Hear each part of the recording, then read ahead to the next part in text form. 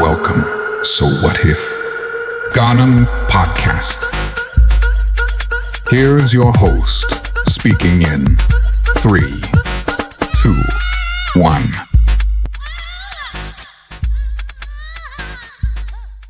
MAI in the house. Yo, kamusta mga kawigs? Magandang umaga, hapon at gabi. Ako ang host nyo na si Mai at nakikinig ka sa What If Ganon Podcast Episode 1 kung saan ang mga tanong na hindi mo naisip at hindi mo kailanman maiisip, sasagutin natin. Hello mga kawigs, ako nga pala ang host niyong si Tim. And by the way, you can listen to this podcast on Spotify and YouTube. Yes, so Spotify, YouTube, search nyo lang What If Ganon Podcast at makikita nyo na yan. So sa ngayon, episode 1 pa lang, premiere episode ng What If Ganon Podcast. Sisimulan natin sa topic na Ang what if natin for today is, what if ang oras sa isang araw ay 18 hours lang? 18 hours lang. Okay, so Ano masasabi mo doon? 18 hours lang. So minus 6 hours siya sa daily time natin, di ba? Obviously 6 hours. 24 minus 6, 18. Okay, so unang-unang tanong na pumapasok sa isip ko nung sinabi mong what if ang oras sa isang araw ay 18 hours lang is paano gumagana yung night and day? Ano yan? Tig 9 hours ba yan? Ganun ba siya nag-work? Or 12 hours, then 6 hours yung gabi? Ano ba yan? 9 hours umaga, 9 hours gabi, or continuous pa din siya like 12 hours umaga, 6 hours gabi? So, sa tingin ko, 9 hours. Halala ko, time is just a concept. Alam mo yung ganong concept na time is just a concept? Yung ganon, na gawa-gawa lang daw natin yung time technically. And hindi siya nag-exist, like concept lang siya na ginawa ng tao. So, technically, tayo rin magsasabi kung 9 hours, 9 hours. Pero kung sabihin natin, like, maliwanag ng 9 hours, tapos magkagabi ng 9 hours, siguro, ang una kong gagawin is, magpo-protesta ako na dapat 5 hours lang yung work. Yung work hours. Kasi 18 hours na lang eh. Di ba? 18 hours, 18 hours yung araw mo. Isipin mo, 9 hours ka mag-work. Tapos 5 hours yung work. Magko-commit ka pa ng isang oras sa ano na yun. 8 hours ka na lang. Bukas pag natulog ka. Wait lang, okay, sorry. So pag natulog ka, so kunyari sabihin natin 1 hour yung biyahe mo. Hindi, ilang oras na lang yung tulog ng tao. 8 Kasi hours pa din kasi. mag-a-adjust yung katawan mo eh. Hindi, okay, mag-a-adjust yung katawan natin. Pero sabi sa science talaga, 7 to 9 hours talaga ang optimal sleep ng katawan ng tao.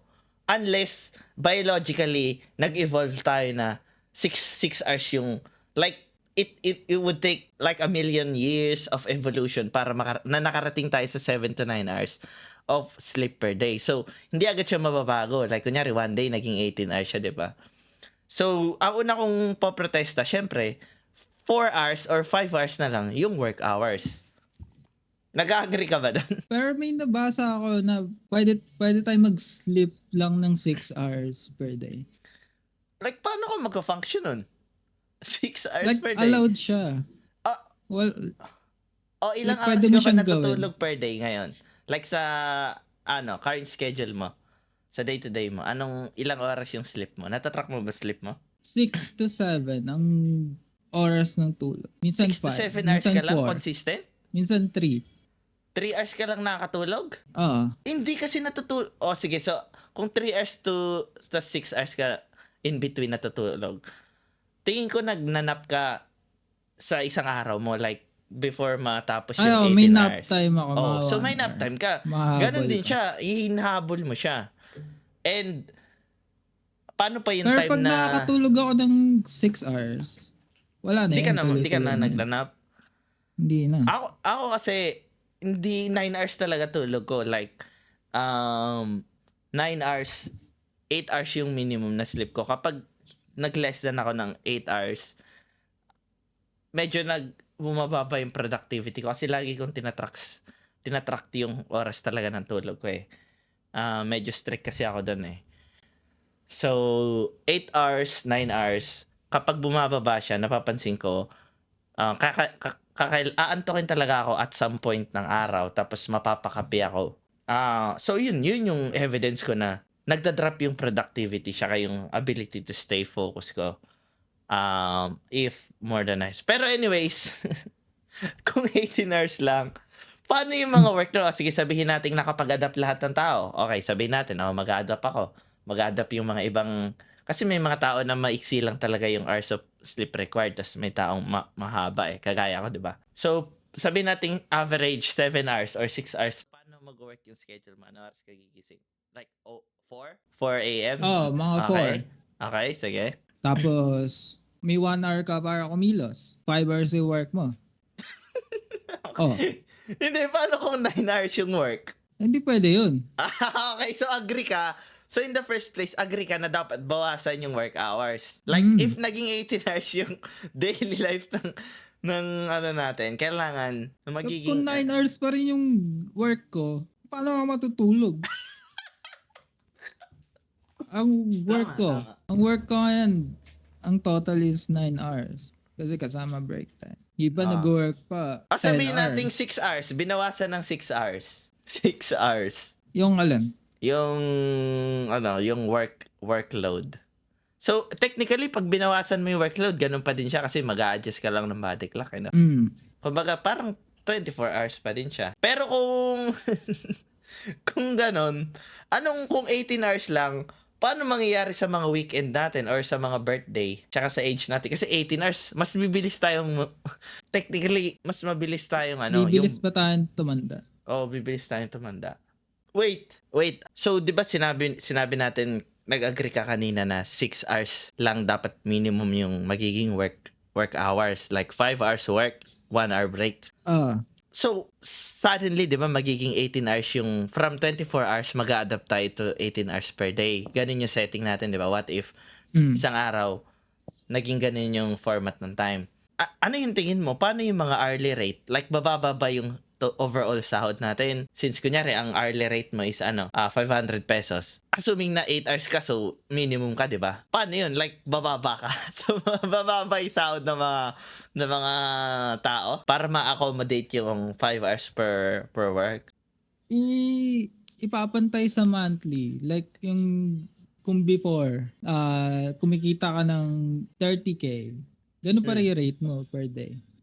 Kasi, 5 hours na lang yung tinatrabaho mo Pero yung workload mo, ganun pa rin kabigat. Tatrabahuin mo lang na mabilis. Nahihirapan lang ako. I-imagine yung na mag-a-adjust yung mga company sa ganun. Tapos, syempre, kunyari, sinabi mo, 30K sahod ko. Tapos biglang, syempre nakalagay sa kontrata mo, 800 per hour ka. Paano yun? 5 hours per hour ka na lang nag-work. Di ba?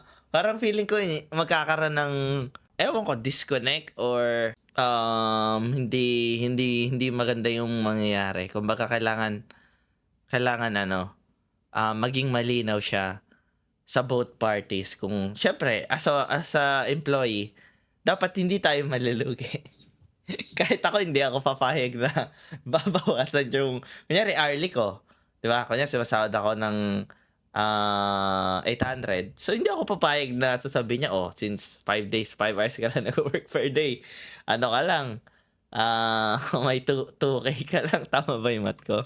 800 times 5? Baka like kunyari normal tayo. 4K, Like, normal tayo, tapos biglang suddenly nagbago na yung oras. Ganon. 18 Like, hours ganon na. biglaan. Like, biglang decide na lang. Ang mas tamang tanong is, anong oras ka kakain? Like, di ba 3 meals a day ka? Yan. Magiging 2 meals a day ka na lang. Kasi, technically, kaya tayo nag-accommodate sa 3 meals a day kasi nga 24 hours. So, minus 8 hours ng tulog mo, meron kang 16 hours. Di ba? Anong oras ka magdi-dinner? Tingin ko magdi-dinner. So, kung ako, if-fit ko siya sa current lifestyle ko, 3 meals a day ako, di ba? 3 meals a day ako, 2 large meal, 1 snack. So, tingin ko, ganun pa din ako. Mas if-fit ko lang siya ng mas maikli. Kasi, hindi pa rin naman magbabago yung calorie intake ko eh. Yung calorie requirements ng kasi ako tinatrack ko yung mga calories ko sa ngayon tinatrack ko kasi kailangan kong mag-lose ng weight. So, tinatrack ko siya. Kung babaguhin ko siya yung routine ko, siguro magiging so night shift ako, 'di ba? Ang magiging kain ko is sa military time around 11 ng umaga, then 4 ng hapon, tapos 8 ng gabi. Assuming na hanggang lang tayo, 'di ba? Assuming hanggang 18 lang tayo. So 8 ng gabi is 16. So yun, tingin ko. Or 15 siguro. Ang last kain ko is 15, which is puta, alas 3. Alas 3 yung ulit kong kain. May rule kasi ako na na ewan ko kung ina-apply mo to sa'yo. May rule kasi ako na nasa calendar ko siya Like, bawal ako kumain ng foods 4 hours before bed. Nabasa ko kasi siya or napanood ko siya sa somewhere sa YouTube na para daw umangat yung quality of sleep mo, dapat daw ideally 3 hours before ng meal 3 hours before ng bed, dapat wala ka ng meal or wala kang water na ini-intake sa katawan. Kasi nga, ang mangyayari, kapag natulog ka, maiihi ka. May chance ka na maihi dahil dinigest mo yung foods, binreakdown mo siya as liquids. Tapos, yung mga liquids mo, napunta sa gallbladder mo. So, mandidisturb yung sleep mo. So, ganun siguro yung magiging 3 meals a day pa din, pero mas shorter yung Akala ko kakain ka para antokin ka. Hindi ka. Saan mo Hindi pala narinig ganun yun? yan. Hindi. Kaya nga na-amaze ako sa mga taong kumakain tas inaantok. Kasi, para sa akin, indication yun na hindi maganda yung sleeping routine mo. In the first place, katawan mo na nagsabi na, okay, pagod ka na, magpahinga ka na. Kumbaga, pagkatapos niyang mag-relax, like biological yun like, pag kumakain ka, syempre, yung mindset mo, relaxation mode yung katawan mo. Yung brain mo, pinaperceive siya. Kaya parang, okay, tulog ka na, nasa safe environment ka, tulog ka na. Pero normally, hindi dapat talaga ganun. Ewan ko, as a sleep fanatic. Feeling ko kasi, by the way, lalabas sa video ko yan. Abangan nyo. YouTube channel. Kinover ko yung sleep routine or sleep optimization. Ililink ko siya sa description. So, yun lang.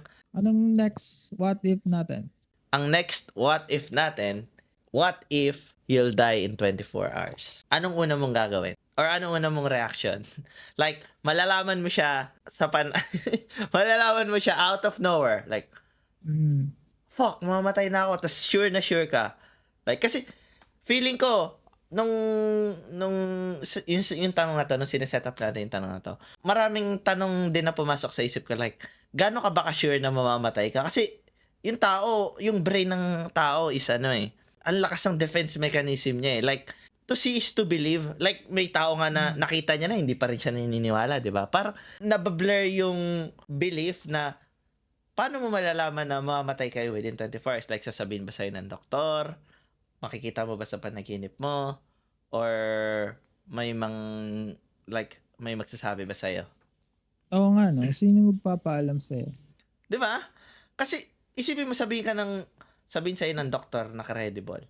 Parang medyo ka pa din Like, hindi, kaya yan. May chance ako mabuhay. Although technically, pag sinabi ng, kunyari, 5 doktor, sinabi sa'yo, wala ka ng chance na mabuhay. Sure box ka na. 24 hours. Like, gentong oras, 3:30 ng hapon bukas, tapos ka na. Di ba yung gano'n? Hindi, ang iniisip ko, like, na siya, normal na siya. Like, nakasanayan na ng mga tao na pag sinabing mamamatay ka na in 24 hours, Sure yun na na yun. yung totoo. Sige, okay. Parang ganito na lang, yung sa movie na In Time. Alam mo ba yan? Yung transaction ng oras? Oo. Aha. Pero hindi currency yung oras. Like, may time ka lang talaga. Like may indication. May indication na ito na lang yung oras mo. Wala ka na magagawa. So kung ganun talaga ang mangyayari, like parang sa in time nga, nakikita mo na like facts talaga siya. Siguro ang gagawin ko is lilipon ko muna yung mga asset ko na meron ako. Akala mo talaga meron. 'Di ba? So yung asset ko, cellphone ko. Ano yung mga asset ko? Earphones ko. Pera ko sa bangko na ano, magkano lang. Tapos, ano ko na siya. Ano ba, wait lang. Okay, so bago ko pala lipunin mo na yung asset ko. Wala na to, like, bago ka mamatay, so, assuming hindi ka na makakaano dito, no? Hindi ka na makakapag-apply ng insurance. Hindi, pero kasi, Hindi paano na. yan? May insurance ako. So, ano yun? Like, covered pa ba yung insurance ko? Kasi, like, ano pa pagkamatay mo? O depende sa, kung Hindi, covered, paano muna mamamatay? sige. Pag naubos na yung oras. Okay, so, ano nang gagawin ko, di ba? Anong Brutal ba? gagawin ko? Ay, yun nga eh. Brutal ba? Like, ano ba to final destination? Kahit anong takas naman, tapos ka na? O pag naubos na yung oras mo, may executioner. Like, Babaril sa tatanggapin mo ulo na. Tatanggapin mo na. Wala na. Hindi, okay, so sabihin na natin, ano siya, like, hindi siya masyadong painful. Like, mamatay ka na. Like, parang Hindi, like, na-stop ni mawawala ka Thanos. lang. Like, na-stop ka ni Thanos, di ba? Oo, Naging ganun, abo ganun. ka. Ano lang, siguro, yun nga, lilipunin ko yung mga assets ko. Yung mga onting assets na meron ako. Tapos, gagawa ako ng letter. Para sa mga personal, like LSM, personal message sa mga mahalagang tao sa buhay ko. Diba, kagaya ng Hindi, partner ko, eto, may sa tanong mga ako. magulang ko, sa kapatid ko, sa mga kaibigan ko. Eto. May Mm. tanong ako. Kung mamamatay ka na, paano ka maaalala ng mga taong yun? Like ganito. Si Mai, ganito siya eh. Ano sa tingin mo sasabihin nila? Si Mai, ganito yan eh. Ano? Kung Ano? kunyari, yatap ka na, tapos na may funeral, ano lang. Wala. Chill lang. Chill lang yan. Chill lang yan. He be chillin'. He be Mabait chill. yung anak ko eh.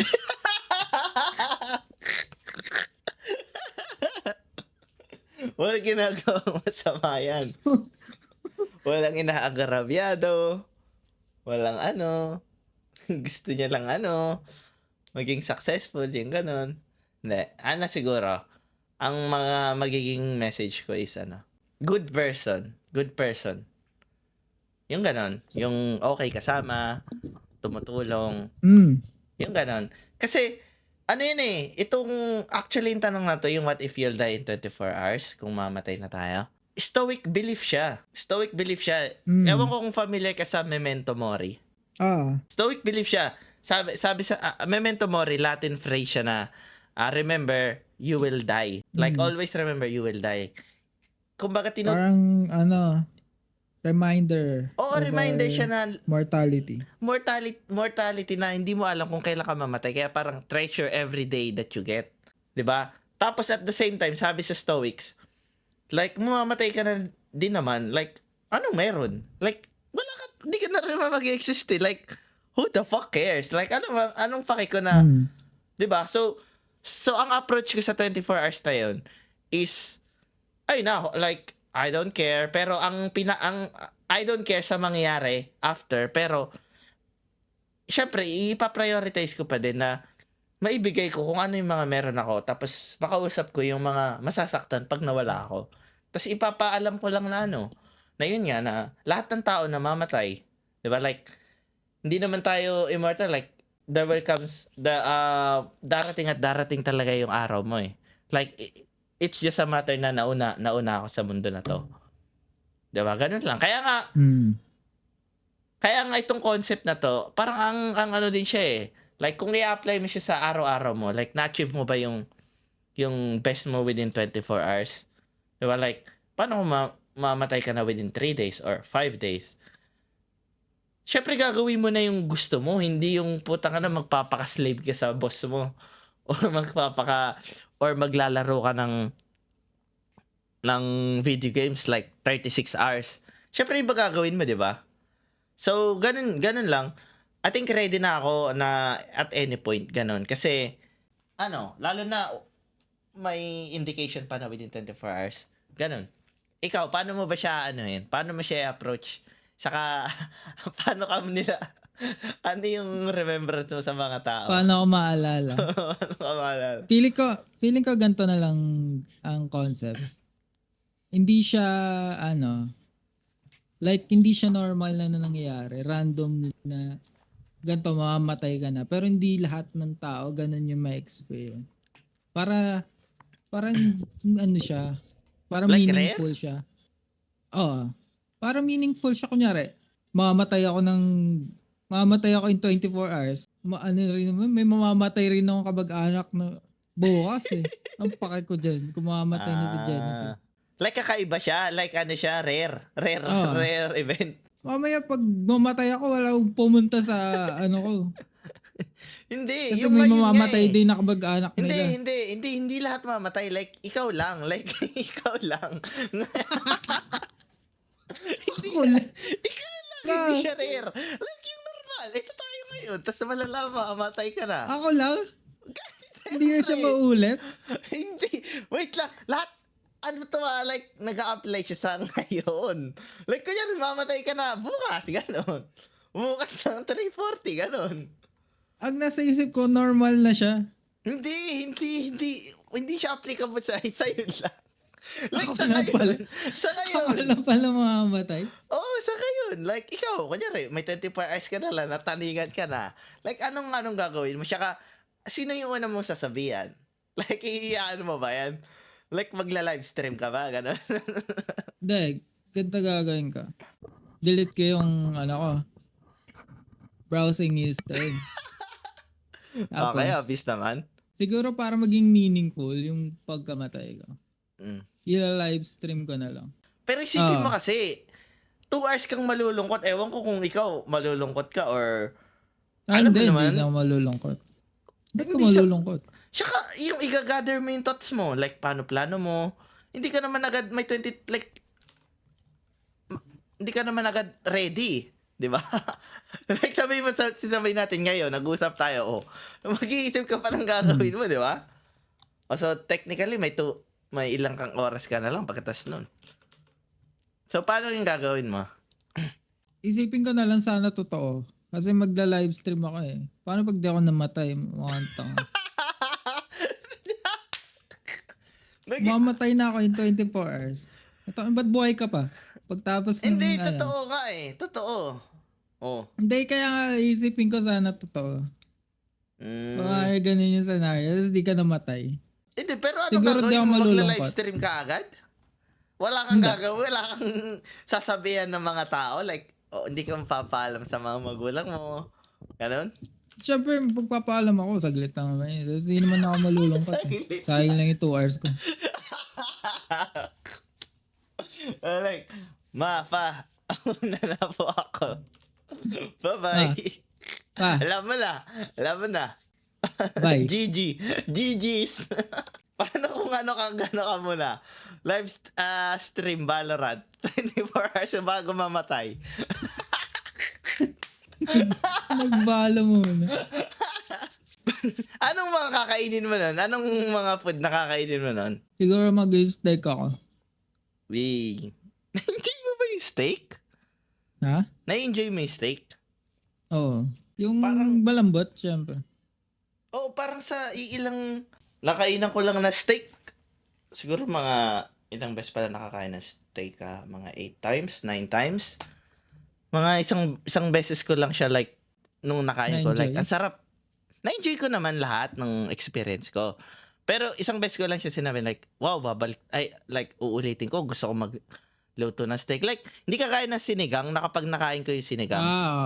Tanga na, gusto ko magluto nito or bibili talaga ako nito kahit regardless sa price niya, di ba? Yung baka ganon. di mo trip. Kasi iba, pag kunyari nakaluwag-luwag, bibili ako steak. Kain ako steak. Sabagay. Reward ko sa sarili ko steak. Nabubullshitan kasi ako sa sauce ng steak eh. Oo. Parang Yung mas ibang gusto, sauce parang na. mas gusto ko pa yung Yung chicken wala wings lang. Chicken wings. 'Di ba? Parang ang OP ng chicken wings kung ilalaban mo sa steak, 'di ba? Para sa akin o wala lang ako nakain ng masarap na steak. Although technically iba-iba naman yung nakakainin ko, tas reputable naman sila. Pero ewan ko, hindi talaga siya yung enjoyable siya, pero hindi siya yung kagaya ng chicken wings na, tangina, sarap nito. Diba? Anyways, also mag-steak. Ayun. Mag-steak ako. Tapos, Ano yun? May mga ano ka ba, regrets or grudge? Like, isasama mo na sa hukay. sama ko na sa hukay yun. Sayang pa yung oras ko. So, ayun lang. Ano yung next what if natin? Okay, next what if natin. Okay, next what if natin is, what if ang buhay ng tao ay 18 years old lamang? Di ba sabi sa science, generally up to 8 years old nabubuhay ang average tao. 80 ba? Hindi ba 70? 70, sorry. So 70 to 80. Yung average?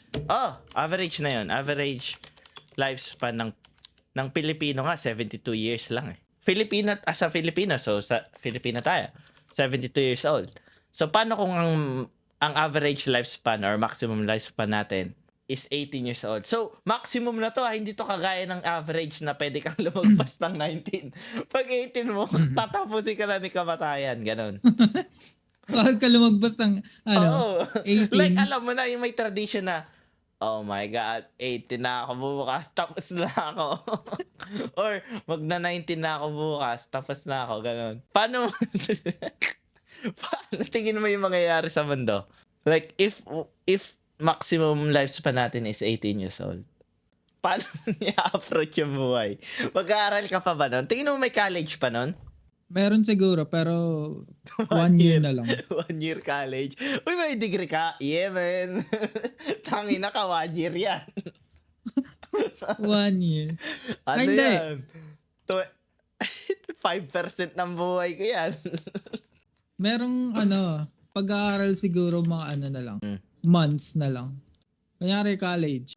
Kung nag-take ka ng 1 year na course, ayun yung maganda. Pero iba, ang minimum siguro mga lang. 6 months. 6 months. Oo. Kumbaga, masteral na Luwi yun. ka na eh. Masteral na yung 1 year. Masteral na yung 1 Lugi year. ka na. Paano yung Paano yung nun? Di ba, nagmamature or nabubuo yung cerebral cortex natin, yung mga ganon. Yung nabubuo yung frontal lobe, yung mga ganon. Ilan taon ba yun? Alam ko 20 Nagde-develop? pa yun Ilan eh. taon Oo. nagde-develop? Alam ko parang 20s pa yun eh. Technically, mature pa lang. Yung presidente natin, minor. Hindi nga, paano yun? Ilang term na lang dapat yung presidency nun? Like 2 years. 2 years na ako naman. Hindi, 1 year na lang. 1 year lang. Ako May naman. ma-achieve ka ba sa 1 year? Wala ka ma-achieve sa 1 year. Meron. Magpapagawa ng kalsada. Sipin mo yung ginagawang kalsada nga sa Luzon. Isang taon. Tapos na yung termino mo. Isang kalsada ka lang. Yung MRT7, 7 taon na. 7 presidency na yun. More than half na ng 7 presidency na yun. Kumbaga more than half na ng buhay mo eh. Kasi hindi mo naman na maaalala yung mo eh. Hanggang naalala mo pa ba yung yung buhay mo ng 4 years old ka. Oo nga Yung pala yun kasi technically wala talaga tayong kamuang-muang hanggang 5 eh. Di ba? 5. Bata. Totoy ka. Siguro mga 2 pa lang nag-aaral na dapat. Na mga 1 pa lang dapat nag-aaral. Anong alam mo? 5 years old ka lang. Anong alam mo na?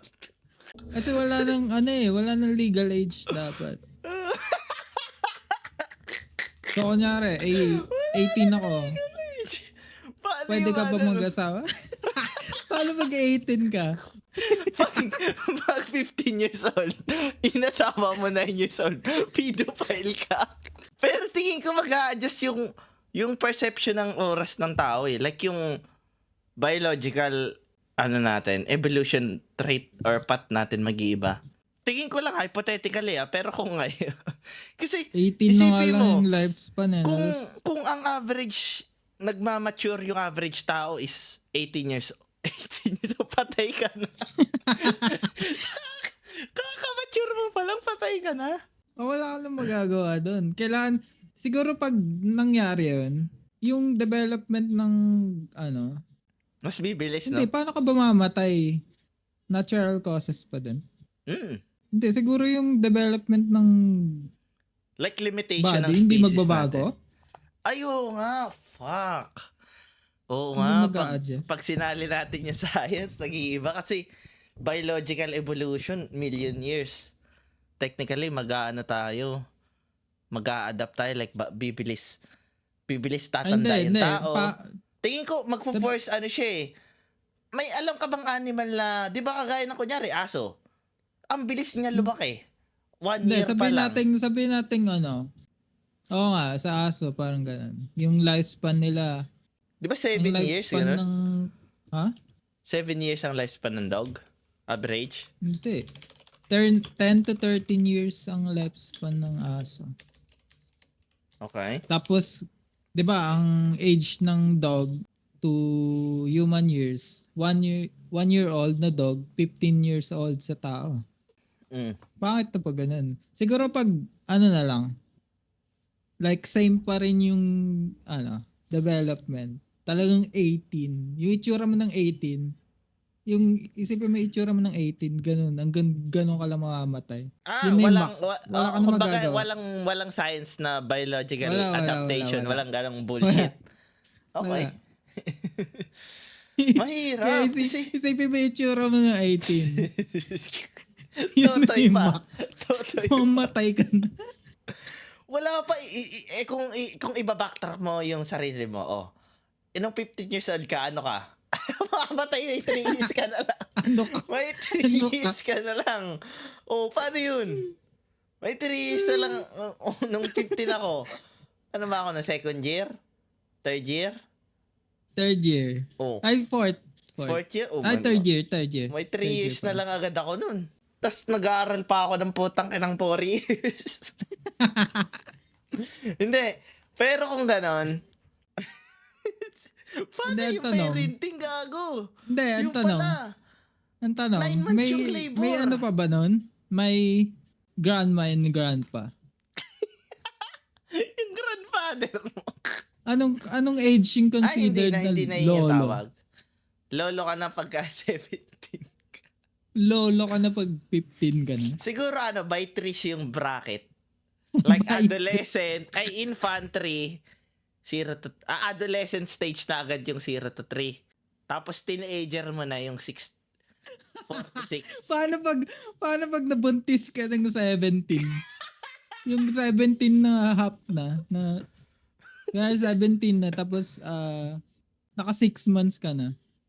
Ang iniisip ko, paano yung parenting nun? Ang hirap. Kasi sino yung magtatatay? Like sino yung kakayod? sino yung magtatatay? Hindi, ito ang tingin ko dito na realistic na mangyayari. Hindi tingin ko hindi aabot ang tao kasi technically kung hindi tayo mag-adapt, tapos tayo 18 years old. Masyadong mababa yung yung years eh. Para tayong Tractions. Napanood mo ba yung Invincible? Hindi. Ano yun? Parang yung Tractions, yung species ng mga alien doon. Hanggang ilang taon lang sila. Pero nakaka-advance yung society nila, ang galing. Pero tingin ko kung tao 18 years old, tapos na. Hindi tayo makakasurvive kasi wala, kakainin lang tayo ng mga hayop. Talo tayo sa evolutionary standpoint. Diba? Kasi paano ba tayo nananalo nung mga unang panahon? Pinapasa yung wisdom, di ba? Ay, ito yung natutunan ko. Isipin mo, up to 18 years old, ang dami mo na bang natutunan nun para ipasa?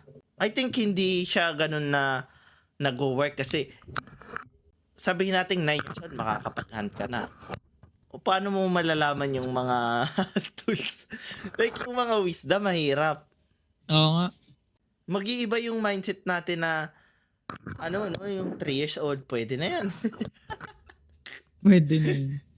3 years old pwede na yan mag-hunt. 'Di ba? Pwede na yan mag-hunt, pwede na yan magtrabaho. Ang hirap 18 years old like paano yung retirement plan mo? Yung SSS mo.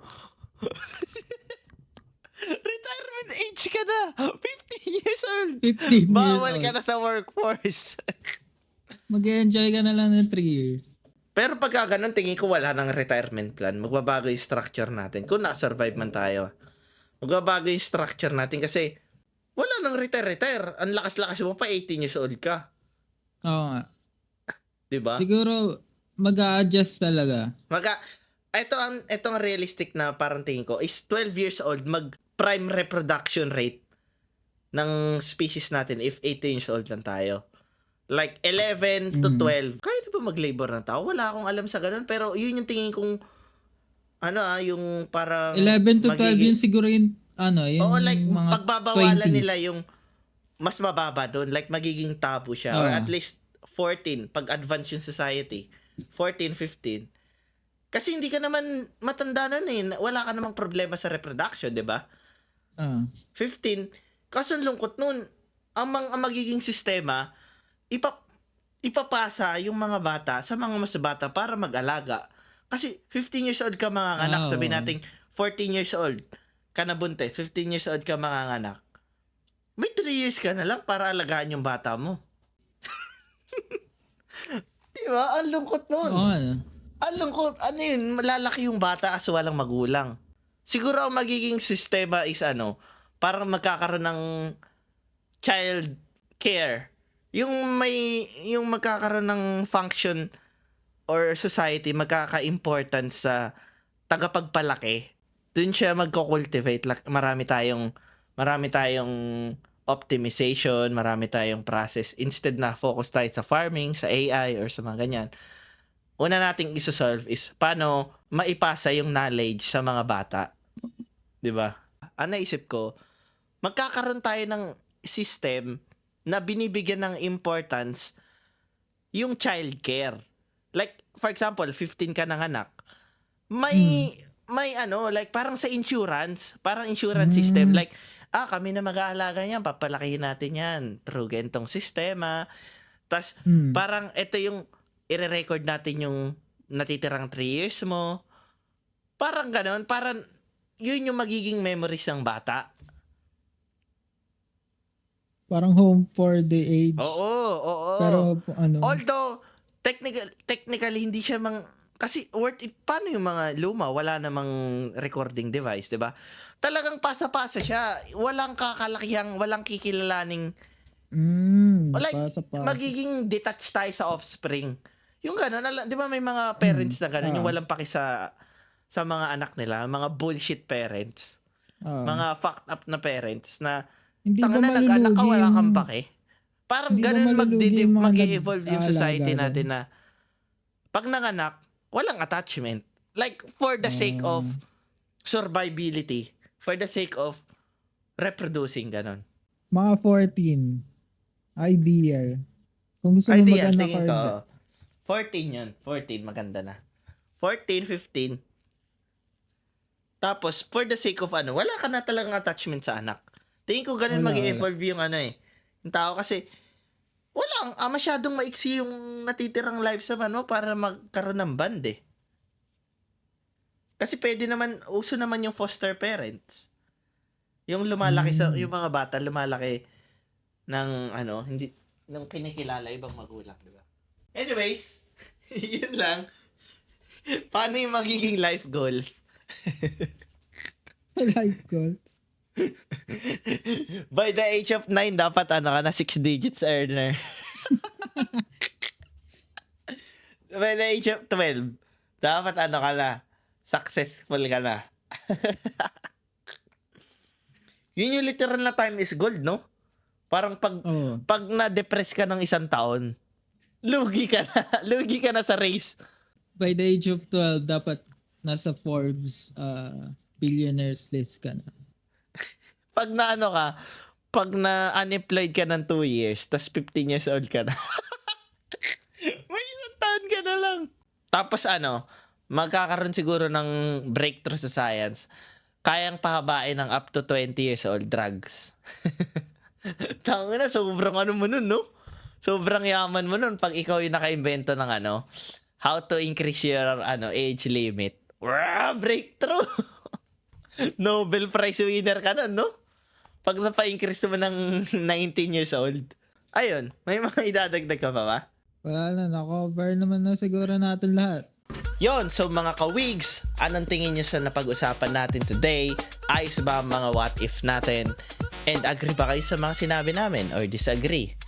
Or tingin nyo, mas may maganda kayong idea? Comment down below kung anong mga pwede nating pag-usapan or mga tanong na random nyo lang naisip or out of the box, out of the place, mga forbidden questions. Comment nyo lang at pag-uusapan natin yan sa What If Ganon Podcast next time. Yan, mga kawigs, kung may idea kayo sa mga pag-usapan namin, pwede natin balikan mga what ifs na to. Kung interesado kayong pag-usapan ulit, kung may mga dadagdag kayo. Yon, see you next time!